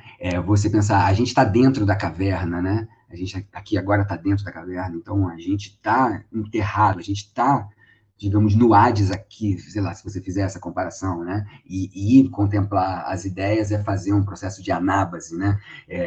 Eu acho que sim, acho que você pode pensar essa queda como uma catábase, acho que mas tem que ver lá o linguajar, né? Não sei se anábase Platão usa bastante, não estou me lembrando, assim, é isso, legal, isso para a gente ver esse prazer da minúcia, né? De você ver como é que a coisa funciona ali. Mas bacana, é isso aí, acho que sim, acho que a gente pode pensar como uma catábase. Mas a catábase, muitas vezes, é pensada como processo de ascese, né? É como processo de ascese. Jesus, quando experimentou a morte dele, ele experimentou uma catábase, né? Jesus foi ao reino dos mortos, Jesus morreu, ficou morto por 3 dias e ressuscitou depois. Então, a morte por cruz, e uma morte por cruz, né? A pior morte possível. Né? Então, a ideia de uma imitação de Cristo, né? Imitação de Cristo, quem é cristão mesmo quer morrer na cruz com Cristo, né? Eu quero ver se esses cristãos que falam por aí estão dispostos a isso, né? Mas, enfim, isso é que é catábase, né? Catábase é morrer na cruz junto com Cristo, junto com os ladrões, né? E tentando salvar os ladrões, né? A ideia é essa, né? Levar para casa o ladrão, né? Com todo respeito aí, né? Enfim. Mas maravilha, Marcos, obrigado pelas perguntas. Fala. tinha várias perguntas aqui, acho que eu já listei todas, eu vou depois abrir para alguém que queria fazer um comentário. Eu queria te fazer uma pergunta, assim, bem banal, de novo, de uma pessoa que não está enfronhada nessa sua pesquisa, mas assistindo os seus vídeos, que eu já tinha visto, né, como eu disse, eu sou audiência ali, figurinha carimbada. Te agradeço muito, é uma honra para mim, Renata. Imagina. Eu sempre fico assim, caramba, a Renata vai ver, meu Deus, deixa eu melhorar isso aqui. Imagina. Então, aí nos seus 3 vídeos lá sobre a mística, você vai sempre para aquela coisa da etimologia, que a gente trabalhou juntos também fortemente 2 anos ali com a parte do Sêneca. E aí você coloca êxtasis e o entusiasmos, né? E aí eu fui no dicionário, no OAIS, eu sou das letras, né, você sabe, aí eu fui no OAIS eletrônico, porque o OAIS é o dicionário em português que a gente tem a melhor parte, assim, de etimologia, digamos, né. Bom, aí o que você encontra lá nesses verbetes? Você encontra, assim, êxtase como exaltação mística. Aí você vai no entusiasmo e você encontra exaltação do espírito. E eu fiquei com essa palavra exaltação na minha cabeça. E aí eu fiquei pensando, vale, tá? Assim, e lá sempre tem, lógico, verbete dentro da filosofia, dentro da linguística, dentro do não sei o quê, né? E estava dentro dessa parte de filosofia. O que seria exaltação? A minha pergunta realmente é assim, mais banal. Se eu estou dentro do campo da filosofia e caio, me deparo com esse termo, ou me arrisco a usar esse termo porque encontrei no dicionário, eu vou estar falando do quê? Disso mesmo que você está falando, ou não é apropriado? Não, eu acho sim, eu acho que um ponto interessante de pensar é pensar num estado psíquico de muita intensidade afetiva, né? E isso que eu acho que tem o êxtase, é patos, com certeza. Tem os fragmentos de Aristóteles, que ele fala assim, não é para se aprender alguma coisa, mas para se experimentar. Não é matem, mas é patem, né? É para você ser afetado por alguma coisa, quando se faz a iniciação nos mistérios, né? Então, o que a gente está fazendo quando faz a iniciação nos mistérios é ficar exaltado. Eu acho que está próximo do termo de mania, de sair de si. Exaltado é meio... você está experimentando uma emoção muito forte. Eu acho que o termo exaltação, acho bom, por quê? Claro, eu tenho um grande colega, o Faustino Teixeira, né, um mestre para mim, assim, um cara que eu aprendo muito lá, de ciências da religião, ele trabalha com mística, a gente trabalha junto, lá de Juiz de Fora, e ele trabalha a mística do cotidiano. E eu sempre, quando falo de mística, eu falo de epifania, estar exaltado, estar louco, estar fora de si. E ele fala de uma mística da serenidade, assim, do ver a flor desabrochar, muito mais, até muito atrelado ao budismo também, entende? Então, que aí essa em minha empolgação toda, típica, quando chega nesse momento, eu acho que não é isso. Mística é um daqueles conceitos que a gente nunca consegue abarcar direito. Vem um cara que estuda mística do cotidiano há anos, com livros, com uma pesquisa enorme sobre isso, e aí você não pode falar que mística se resume simplesmente a estados alterados de consciência, né? A estados de exaltação. Você tem a mística do cotidiano, que é um ramo assim, da mística muito importante. Nem de divindade, por exemplo, budismo, não tem divindade em budismo. É um vazio. Então, você não pode falar experiência da presença do vazio, né? Você vai falar o quê? No budismo, vai dizer que não tem mística no budismo? Claro que tem. Então, mesmo essa definição que eu tento trabalhar com ela, é uma definição para em várias outras pesquisas que são muito sérias e muito profundas, que já tem a mística comparada é um ramo muito estudado, né? Você tem os perennialistas, que acreditam que é uma única mística em todas as religiões, e os contextualistas, que acham que cada mística é totalmente diferente uma da outra, que você não pode fazer essas transposições. São muito interessantes essas abordagens, mas vai dizer que não tem mística no budismo, vai dizer que não tem uma mística do cotidiano. Então, eu fico quieto também, mas normalmente a gente tenta, pelo menos pedagogicamente, numa primeira apresentação, se fala, assim, do termo exaltação. Exaltação como um excesso. Excesso, eu gosto da palavra excesso. Vocês sabem que Lacan analisa o desejo erótico de Teresa d'Ávila no mais além, né? Lacan, ele trabalha muito esse excesso do gozo feminino, né? Nesse seminário dele, chamado Mais Além, que é a palavra encore em francês, que é o que, se vocês me permitem, né, é o que a mulher fala, né? Em português ela falaria, né, não para, né? Em francês se fala encore, ainda mais, esse ainda mais, que parece que nunca tem fim. Esse ainda mais é essa experiência, que é a experiência de Teresa, né? A experiência da Teresa é essa experiência de que parece que você vai morrer de tanta intensidade, né? E nunca chega num... E o Lacan trabalha esse gozo que não tem fim, né? Esse gozo que é sempre um encore, um mais além, né? Então é isso mesmo, Renato, eu acho que o termo exaltação acho bem importante para se pensar a experiência mística, assim. Então eu trouxe alguma colaboração, porque eu já estava me sentindo meio inútil aqui. Olha, tem várias pessoas aqui agradecendo, elogiando, dizendo que vão voltar para a filosofia por causa da sua fala. Depois disso, sabe... Pauliane, poxa, que bom te ver aqui, Pauliane. Pauliane é uma pessoa muito querida. Há um tempo que eu não via ela por perto. Que bom, volte sim. Que bom. Eu acho que a gente tenta fazer isso, né? Nós aqui, professores, a gente Nós tenta... todos, animar, né? Depois que a gente organiza o negócio, convida a pessoa certa, a pessoa fala as coisas que sensibilizam a ponto da pessoa querer voltar a estudar a filosofia, eu acho que a gente já cumpriu o nosso papel aqui de montão, né? O professor que você mencionou, Faustino, foi citado várias vezes no chat hoje, então vocês estão em perfeita sintonia, o público com a tua fala aqui, tá? Porque parece que ele está dando um curso, ou deu um curso sobre mística em Guimarães Rosa, então foi mencionado aqui. Ele é um cara que trabalha muito com essa interface com a literatura. Eu tenho muitos, na verdade, praticamente todos os meus amigos que trabalham com mística, trabalham mística e literatura. E é muito legal, assim, eu fico ali babando com eles, assim, e o Faustino é um cara importante nessa área. Aqui, ó, continuam os elogios. A Amanda diz, uma das melhores palestras, quero me inscrever no canal. Haha, então, ó, a divulgação do canal está funcionando, né? Obrigado, tanto do canal do Marcos, quanto do canal do Leque, vocês vão encontrar sempre coisas interessantes, curtas, né? Às vezes, as do Marcos são aulas bem curtas e muito fáceis, assim, de você assistir. Às vezes eu volto em alguma, quando a cara dele aparecem pop-up assim na minha tela, às vezes eu vou lá e clico de novo. Legal, Bom, legal. eu acho que a minha parte aqui como mediadora, eu já cumpri, né?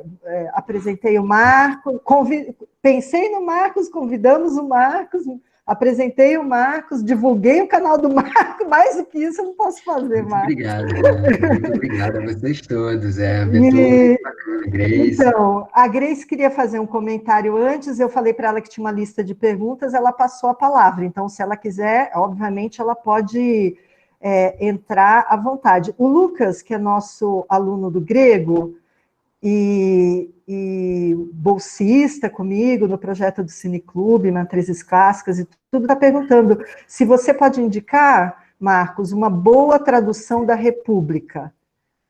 Qual que você usa de trabalho? O que você usa? Olha, Português de Portugal, da Maria Helena Rocha Pereira, se não me engano, e da Calouste Gulbenkian. É a melhor que a gente tem. Parece que saiu, alguns alunos já me falaram, mas eu não parei, tem tempo que eu não mexo com a República, eu não parei para olhar de novo, mas parece que saiu uma outra tradução de Portugal também, que é muito baseada na Maria Helena da Rocha Pereira, Calouste Gulbenkian, tá? É a melhor tradução. Saiu uma aqui no Brasil, mas eu não... Aquela coisa, né? A tradução também tem uma coisa que bate, assim, né? Eu não gostei tanto, assim, mas eu gosto... A que eu dou para os alunos, que eu recomendo, é da Maria Helena da Rocha Pereira.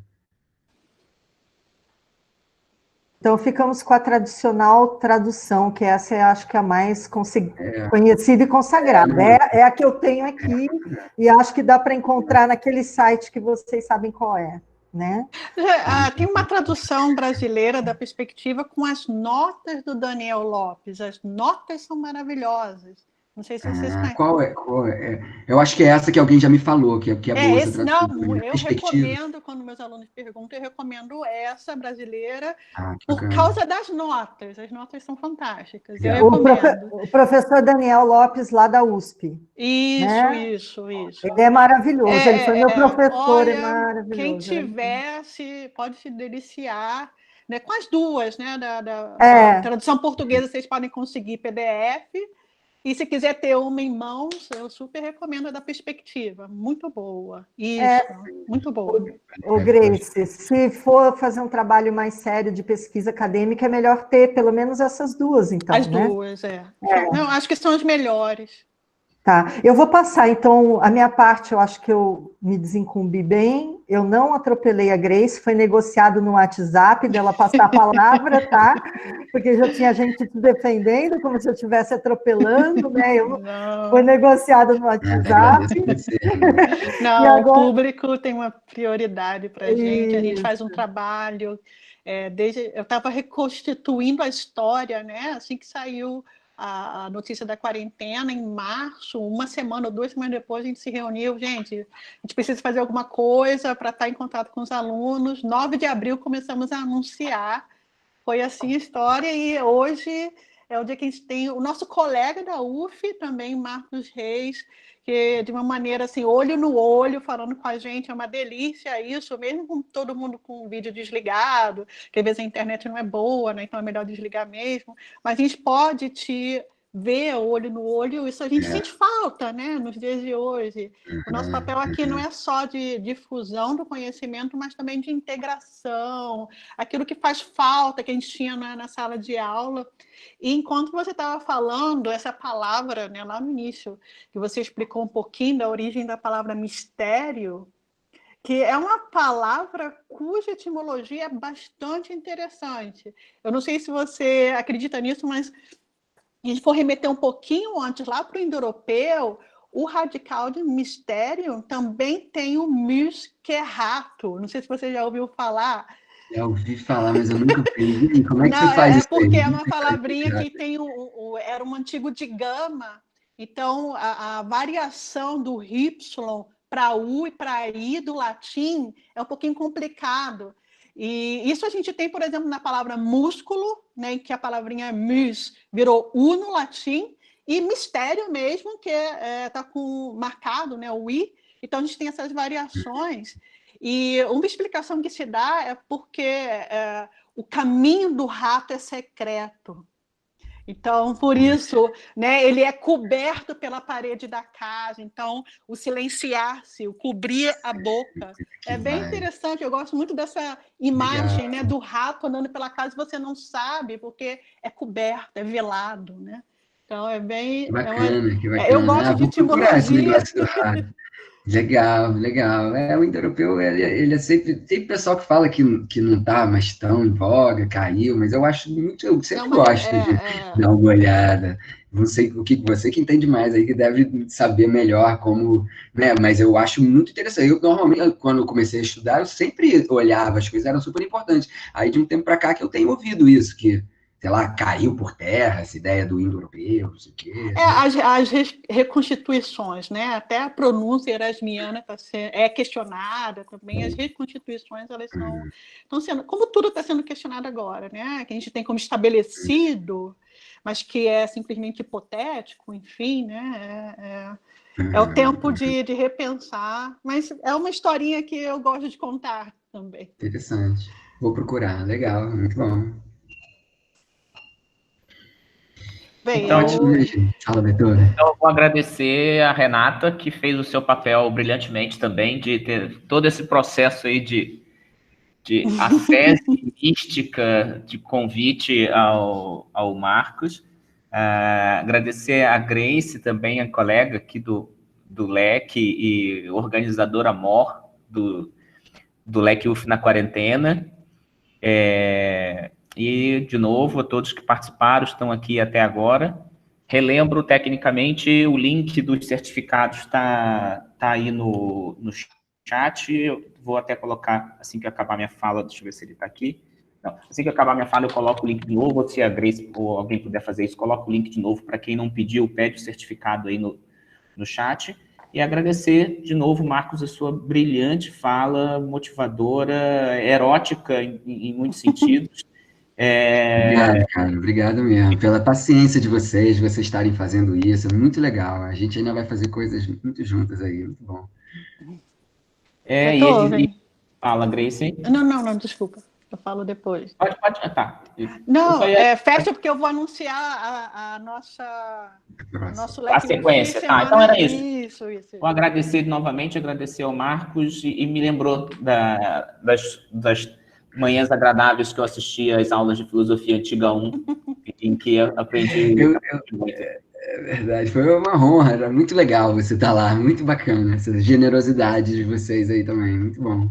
E como a Grace lembrou, é o primeiro, talvez, aí de muitos contatos aqui com a gente. Quer dizer, não o primeiro, desculpa, o primeiro num evento. Não é o primeiro, estou falando muita besteira agora, pena que ficou gravado isso. Você já participou várias vezes do seminário de estudos clássicos, de outros eventos. É o primeiro online, como a gente prevê ficar muito tempo ainda, quem sabe depois a gente ainda consiga fazer mais coisa em conjunto, assim, sabe que é da nossa vontade manter uma comunicação sempre constante com o pessoal da filosofia antiga da UF. A gente já teve também o Alexandre participando de outros eventos com a gente. História, né?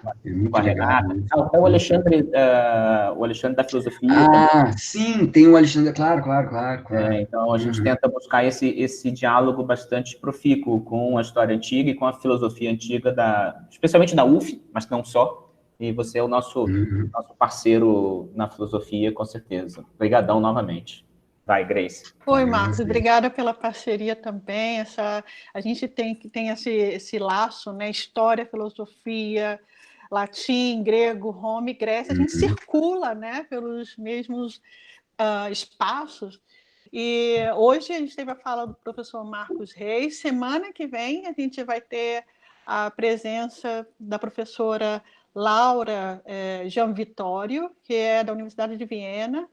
Ela, na verdade, é pesquisadora sênior da Universidade de Viena já há uns 8 anos, e ela vai ser uma apresentação em inglês, né, sobre os tragic choruses, os coros trágicos da Grécia a Roma. Né? Então, todos estão convidados, a gente vai mandar o link, divulgar nas redes sociais, e convida outras pessoas também. A gente já está chegando à inscrição de 400 participantes, que é bacana também, o nosso YouTube. Quem por acaso perder alguma apresentação, pode ir lá dar uma olhada se a gente baixou, né, os vídeos, e é uma honra estar aqui às quartas-feiras. Para alguns aqui já é um programa fixo, né? A gente não é mais a televisão, né? A programação fixa é o nosso encontro aqui online. E amanhã também gostaria de convidar para a apresentação do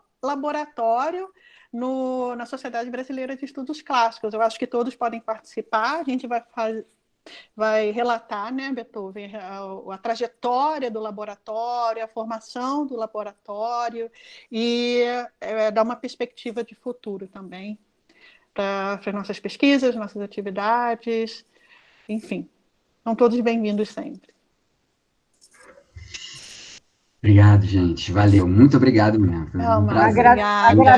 Agradece seus filhos aí, tá bom? Porque foram Tá super comportados. Quero até ver o que está acontecendo ali. Pode ter alguma coisa errada. Pode ser bem grave. Obrigada, Renatinha. Arrasou. Imagina. Agradecer também a monitora Alexia, que assistiu a reunião, está gravando. Pode parar de gravar, Alexia, brigadão. E também a Flávia, não sei se está por aí, que é ela que organiza os certificados, ela que cria o link e depois manda os certificados para vocês. Então, agradecer a Alexia e a Flávia, nossas monitoras voluntárias,